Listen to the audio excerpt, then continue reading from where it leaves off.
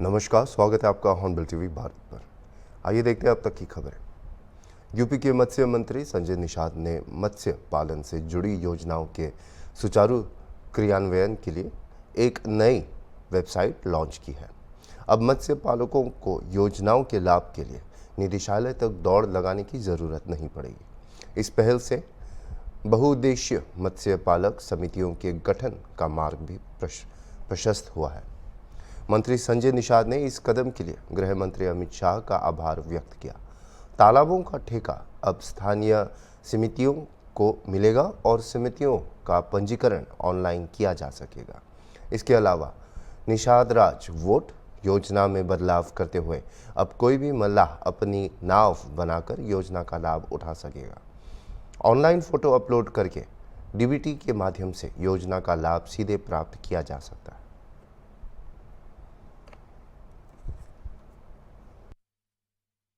आगे अभी हमारे प्रधानमंत्री मत्स्य संपदा योजना है, उसमें था कि माननीय मुख्यमंत्री के साथ बैठक हुई थी।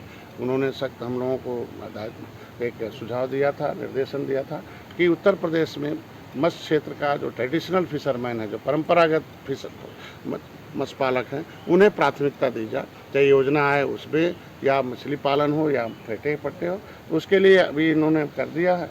बाकी प्रधानमंत्री मत्स्य संपदा योजना में हम लोग भारत सरकार से गाइडलाइन मांग रहे हैं कि भाई पहले से था कि मछुआ तो महिलाओं में था कि महिलाओं में फिशरमैन की या फिश फार्मर हो, फिश वर्कर हो या ट्रेडिशनल फिशरमैन हो, उनकी महिलाओं को प्राथमिकता मिल जाए। उसके लिए अभी आपने गाइडलाइन मांगा गया है दिल्ली से, तो हमको लगता है जल्दी से वहाँ से बातचीत हो रही है, वो भी हो जाएगा कि कम से कम इस क्षेत्र में जो परंपरागत पेशे वाले हैं उनको बढ़िया से मालूम भी है कि मछली कैसे बढ़ती है, कैसे पलती है, कैसे बिकती है।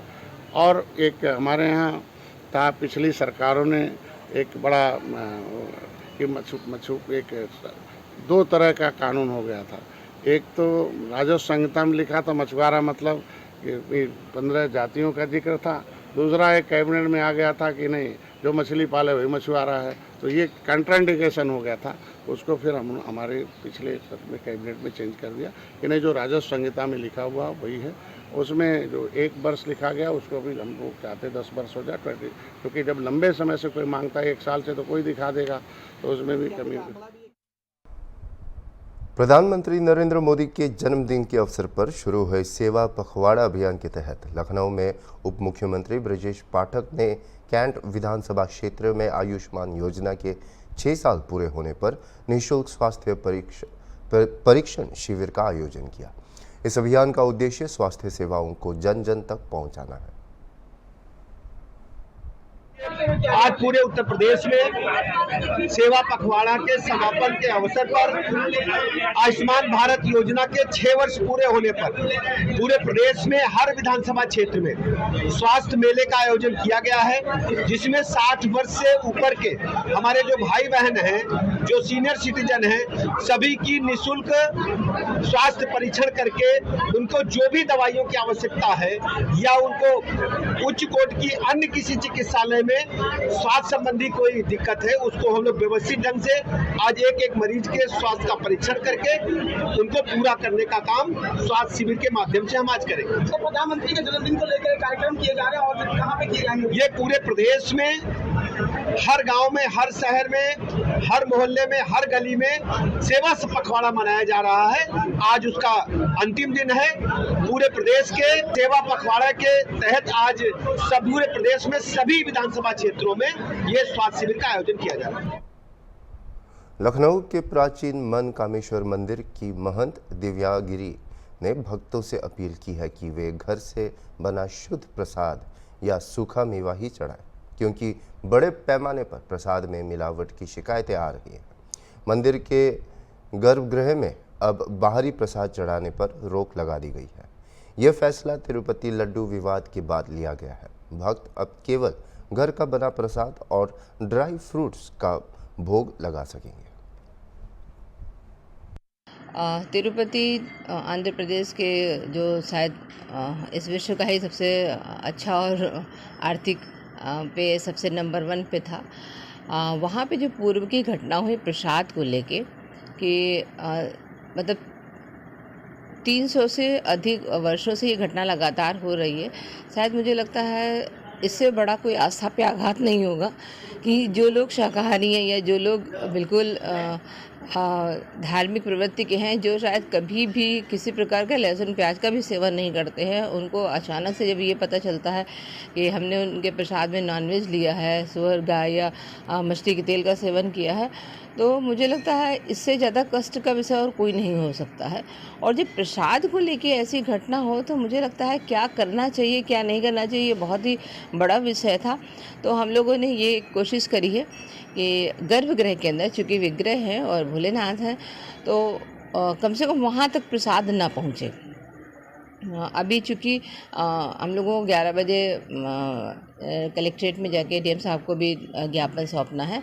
उसमें भी हम यही कह रहे हैं कि जो समय समय पे या तो प्रसाद की जांच होती रहे, या फिर जैसे वैष्णो देवी अन्य जगहों पे सूखे प्रसाद की व्यवस्था है। नारियल की एक घटना हुई तो नारियल बैन हो गया, या जो भी अपना ड्राई फ्रूट्स है वो उनको घर में ही तैयार करते हैं, उनका पाक बनाते हैं, फिर वो ले जाते हैं। तो ऐसा सारे श्रद्धालुओं से हमें अनुरोध रहेगा कि वो लोग ऐसा करें, क्योंकि अगर प्रशासन कोई व्यवस्था करता है तो उन्हें लगता है कि हम पे कोई फोर्स किया जा रहा है। जब आप स्वतः, चूँकि कष्ट आपको हुआ है, धर्म आपका विशुद्ध हुआ है, तो ये अपने आप से एक इकाई के रूप में ये सहयोग। भारतीय जनता पार्टी के नेता मोहसिन रजा ने कहा है कि सुल्तानपुर डकैती मामले में लखनऊ एसटीएफ द्वारा मारे गए अनुज प्रताप सिंह पर अखिलेश यादव का कोई ट्वीट या प्रतिक्रिया नहीं आई।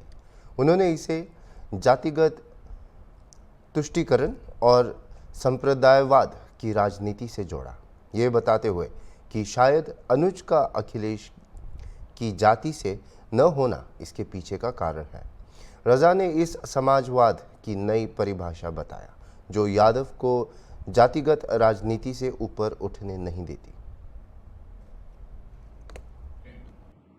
एसटीएफ लखनऊ ने उन्नाव में एक मुठभेड़ में अनुज प्रताप सिंह नाम के एक अपराधी को मार गिराया। अब इस पर सपा मुखिया श्री अखिलेश यादव जी का कोई ट्वीट नहीं आया, ना कोई रिएक्शन आया। हो सकता है उनकी जाति का नहीं होगा या किसी विशेष समुदाय का नहीं होगा, क्योंकि उनकी तो समाजवाद की परिभाषा यही है। ये तुष्टीकरण और संप्रदायवाद की राजनीति को बढ़ावा देने के लिए वो इस तरह के ट्वीट और रिएक्शन दिया करते हैं, तो इस पर क्यों नहीं आया, ये भी मेरा सवाल। आज़ाद समाज पार्टी ने कुंदरकी उपचुनाव के लिए अब अपने प्रभारी और प्रत्याशी की घोषणा की है। मुरादाबाद में पार्टी द्वारा की गई ये पहली घोषणा है। इसके तुरंत बाद जनपद में एक कार्यक्रम आयोजित किया गया। चांद बाबू को इस उपचुनाव में बड़ी जिम्मेदारी सौंपी गई है। पार्टी कार्यकर्ताओं के साथ एक बैठक भी आयोजित की गई, जिसमें कुंदरकी उपचुनाव को लेकर रणनीति पर चर्चा की गई। सबसे पहले मैं अपना परिचय देना चाहूंगा। मैं सुमित कुमार, जिला अध्यक्ष आजाद समाज पार्टी मुरादाबाद। जैसे कि आज हम उपचुनाव मुख्य कार्यालय कुंदरकी 29 पर एकत्रित हुए हैं। ये जो हमारा विषय है आज का, कि कल हमारे माननीय राष्ट्रीय अध्यक्ष और माननीय प्रदेश अध्यक्ष जी के निर्देश अनुसार उपचुनाव कुंदरकी विधानसभा में हमारे हाजी जी को 29 कुंदरकी विधानसभा का प्रभारी घोषित किया है। तो मैं हाजी जी को जो है बहुत बहुत बधाई देना चाहूंगा और धन्यवाद करना चाहूंगा अपने पार्टी के शीर्ष पदाधिकारी माननीय राष्ट्रीय अध्यक्ष जी का, कि आपने जो हाजी जी पर विश्वास जताते हुए ये निर्णय लिया है। और हम इस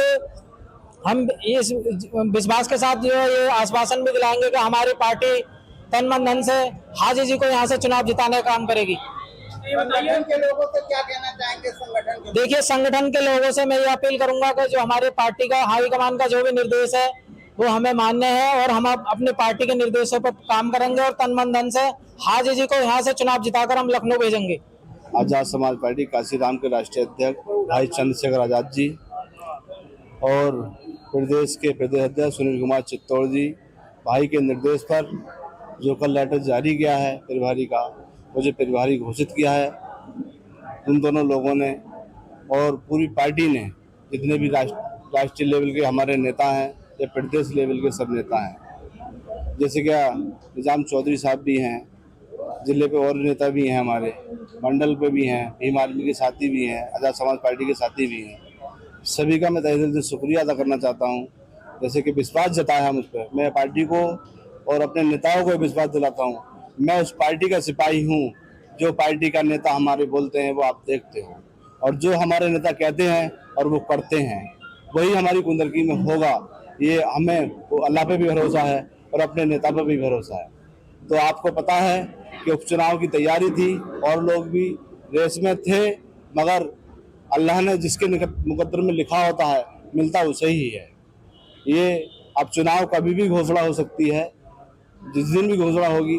अब मैन मकसद कि आज जब लेटर जारी हुआ है तो हमें चुनाव की घोषणा का इंतजार नहीं करना है, हमें सब लोगों को अपनी रूपरेखा बनाकर चुनाव को जीतने का काम करना है। और ये मैं जनता से पहले एक बात कहना चाहता हूँ, ये कोई टिकट मेरा नहीं है, ये 29 कुंदरकी की जनता का और संगठन का और पार्टी का सभी का टिकट है और सभी इस मेहनत के साथ चुनाव लड़ाएंगे और चुनाव हम जीतेंगे। आपको लेकर क्या कहना चाहते हैं? हमारा मुकाबला किसी से नहीं है, जिसका भी मुकाबला होगा हमसे होगा, कोई बात नहीं है, पता चल जाएगा। टिकट को लेकर क्या कहना चाहते हैं? टिकट को लेकर टिकट हमारा बहुत अच्छे समय पे हो गया, भाई ने बहुत अच्छा निर्णय लिया है, हमें समय मिलेगा इसमें। हो सकता है अभी आचार संहिता में टाइम है जब लगेगा, इसमें तो अल्लाह ने चाहा हम पूरी विधानसभा घूम चुके होंगे। और इससे पहले भी मैं लगभग 3 महीने से कंटिन्यू विधानसभा में घूम रहा हूँ। और आपको पता ही है, इससे पहले भी बसपा से प्रत्याशी बनाया गया था 2022 में, उस टाइम भी लास्ट टाइम आकर मेरा टिकट कटा था। और मैं किसी विधानसभा, अपनी विधानसभा के लिए नया नहीं हूँ, उधर की विधानसभा नहीं है, मेरा परिवार है और परिवार के लिए कोई व्यक्ति नया नहीं होता। आपको प्रभारी और प्रत्याशी दोनों बनाया गया? दोनों पार्टी ने बनाया है, जो भी लेटर जारी किया है मैं उसी चीज को कहना चाहता हूँ। बाकी जो भी होगा आगे, अभी तो चुनाव स्टार्ट हुआ। समाजवादी पार्टी सरकार के पूर्व दर्जा प्राप्त मंत्री हाजी इकराम कुरैशी, उनके बेटे उवैद इकराम सहित 9 लोगों के खिलाफ मुकदमा दर्ज किया गया है। आरोप है कि उन्होंने लाइसेंसी हथियार लेकर पीड़ित मोहम्मद फ़हीम के घर में घुसकर मारपीट की और परिवार को जान से मारने की धमकी दी। ये मामला संपत्ति विवाद के चलते कोर्ट के आदेश पर दर्ज हुआ है। मोहम्मद फ़हीम का कहना है कि 4 सितंबर को नमाज के बाद हाजी इकराम और उनके साथियों ने उनके घर पर हमला किया। पीड़ित ने स्थानीय पुलिस पर पूर्व मंत्री के खिलाफ कार्रवाई न करने का गंभीर आरोप भी लगाया। न्यायालय के आदेश पर गल शहीद पुलिस ने हाजी इकराम, उनके बेटे और अन्य आरोपियों के खिलाफ मामला दर्ज किया। वर्तमान में हाजी इकराम कुरैशी कांग्रेस पार्टी के सदस्य हैं, जो 2022 में सपा से टिकट न मिलने के बाद कांग्रेस में शामिल हुए थे। ये घटना थाना गलशहीद इलाके के भूड़ा चौराहे के पास हुई। देखिए, कल थाना गलशहीद में माननीय न्यायालय के आदेश से एक अभियोग पंजीकृत हुआ है, जिसमें एक व्यक्ति ने अपने परिवारजनों के विरुद्ध घर में घुसकर मारपीट करने का आरोप लगाया है। उसमें अभियोग पंजीकृत कर लिया गया है और उसमें इस अभियोग में 8 नामजद आरोपी हैं और 1 अज्ञात आरोपी हैं। उनके विरुद्ध जो भी हमारी फाइंडिंग्स है उसके हिसाब से इसका हम डिस्पोजल करेंगे। जी, इसमें जो अभियोग पंजीकृत किया गया है, ये बताया गया कि ये पूर्व में माननीय विधायक रहे हैं और ये उन्हीं के परिवार का मैटर। देखिए, अभी तो उन्होंने घर में घुस के मारपीट करने का आरोप लगाया है, लेकिन अभी तक जो हम लोग को जानकारी मिली उसमें कुछ संपत्ति विवाद है, उसको लेकर के इस तरह की चीज़ें हुई। 22 सितंबर 2024 को गोडा के गांधी मैदान की स्टेडियम गैलरी में झारखंड मुक्ति मोर्चा समिति द्वारा झामुमो रात्रि पाठशाला कार्यशाला का आयोजन किया गया। नगर झामुमो समिति के अध्यक्ष अजय कुमार देवा ने कार्यक्रम का संचालन करते हुए बताया कि पूर्व में दिशोम गुरु बाबा शिबू सोरेन और वर्तमान मुख्यमंत्री हेमंत सोरेन की जन कल्याणकारी योजनाओं के कारण झारखंड के गांवों में पार्टी का जनाधार मजबूत हुआ।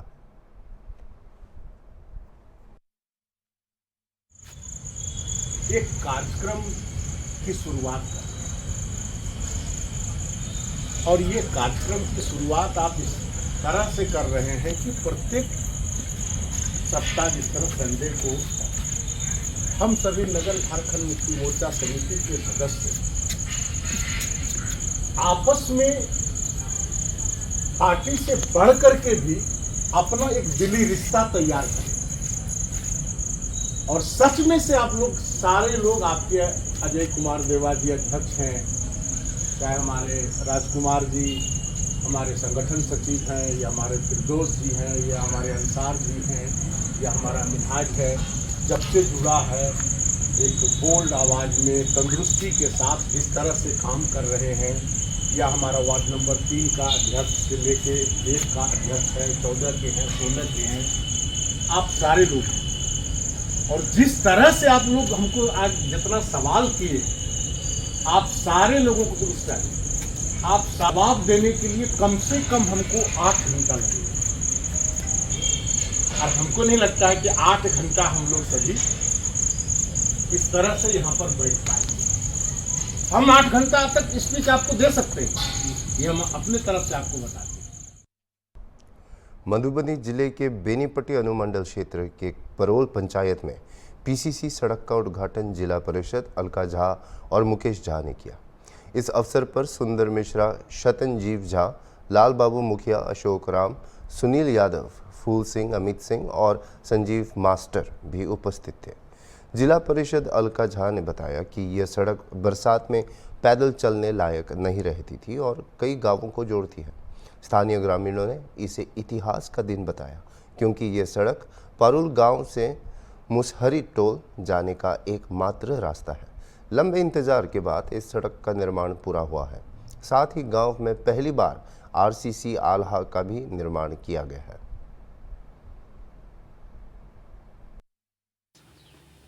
सबसे पहले तो आपके न्यूज़ चैनल को मैं बहुत बहुत धन्यवाद देती हूँ और अपने परोल पंचायत के जनता को धन्यवाद देती हूँ। ये योजना उलार से लेके और पप्पू सिंह के घर तक हुआ है, प्रदीप सिंह के घर तक। और ये काफ़ी जब से लगा आज़ादी हुआ तब से यहाँ पे सड़क बना ही नहीं था। परोल पंचायत के जनता से आग्रह हुआ था तो हमने 600 फीट का रोड था तो 350 फीट रोड बनाए हैं और बाकी बचा हुआ है। जो हमारे कार्यकारिणी में आएंगे तो फिर मैं 1 साल के अंदर बना दूंगी उसको। ये मेरा योजना 15वीं से हुआ है, 14,01,000 का योजना है। और यहाँ हमारी जो गांव की आवागमन का मुख्य साधन यही इसी रास्ते से है, क्योंकि यहाँ से मुसहर का आवास है। एकतारा जाने वाली मुख्य सड़क हमारा पंचायत का मुख्यालय परोल में है, तो एकतारा के जितने भी सामान्य जनता है उनको आना पड़ता है, यहाँ पर मुखिया जी को भी आना पड़ता है। तो हजारों की संख्या में इस रास्ते से प्रत्येक दिन का आवागमन है। लेकिन आप इस सड़क का विजिट कीजिएगा तो पैदल भी नहीं आप जा सकते हैं।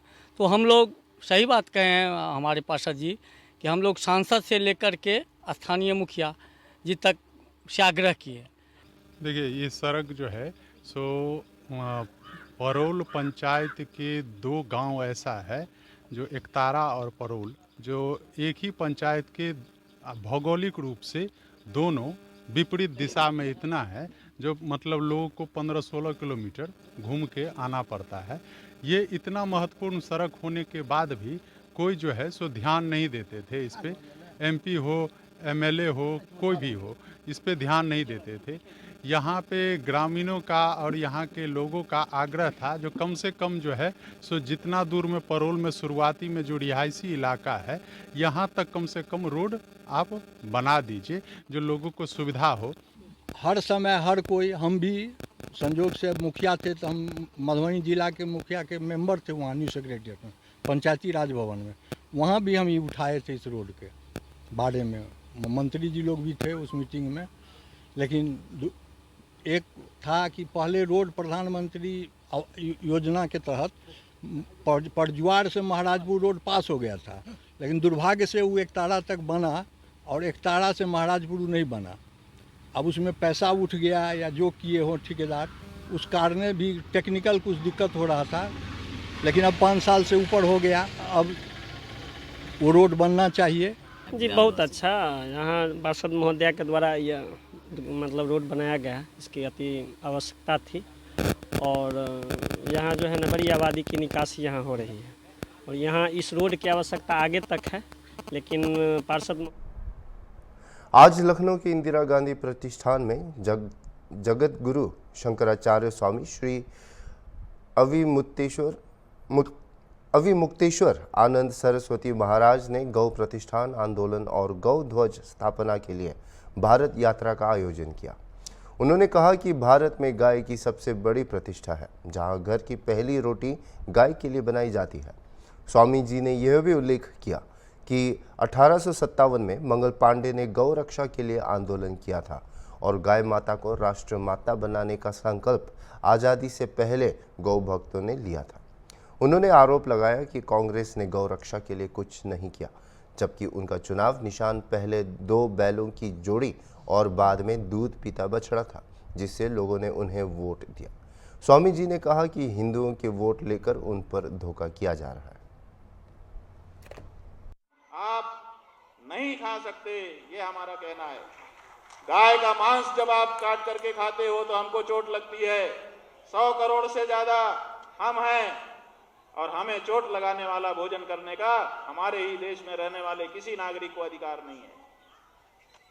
अगर ऐसा सोचा जाए कि सब एक मत के हो जाएंगे तो कभी नहीं होता है। इसलिए बहुमत की व्यवस्था बनाई गई है। इसलिए इस देश का बहुसंख्यक जो चाहेगा वही खाया जाएगा अल्पसंख्यकों के द्वारा। अल्पसंख्यक ये नहीं कह सकते कि ये तो हम खाना हमारा अधिकार है।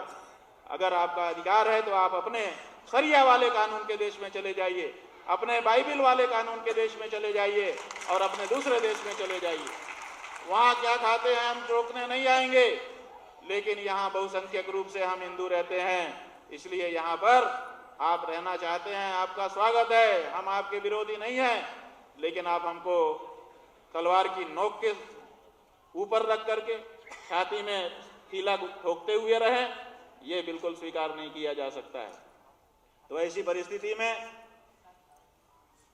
गाय के बारे में विशद चर्चा की आवश्यकता है। और अब हमने ये कहा है कि हमने पहले कांग्रेस पे भरोसा किया कि ये गौ हत्या बंद करेंगे, उन्होंने नहीं किया, हमने उनको कहीं का नहीं छोड़ा। हमने भाजपा पे भरोसा किया कि ये गौ हत्या बंद करेंगे, उनका भी रिजल्ट सामने है, उनको भी हम मिटा देंगे, मटिया मेट कर देंगे। लेकिन फिर किसको चुनेंगे? फिर कोई आप आएगा, कोई बाप आएगा, कोई टाप आएगा, कोई चाप आएगा। किसको किसको चुनते रहेंगे और किसको किसको परखते रहेंगे।